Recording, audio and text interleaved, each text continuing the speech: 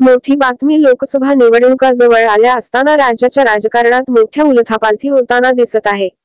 यातच आता बारामती लोकसभा मतदारसंघात सुप्रिया सुळेंना मोठा धक्का बसला आहे.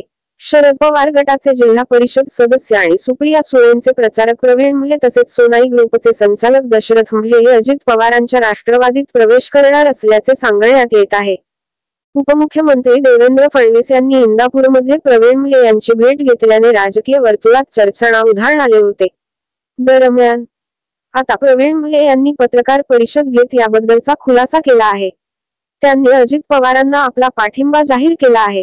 यावेळी बोलताना प्रवीण म्हे म्हणाले की, आम्ही उपमुख्यमंत्री अजित पवारांचे हात बळकट करून त्यांची ताकद वाढवण्यासाठी सर्व कार्यकर्त्यांच्या आग्रहाखातर आणि इंदापूर तालुक्याच्या विकासासाठी अजितदादांच्या पाठीशी खंबीरपणे उभं राहण्याचा निर्णय घेतला आहे.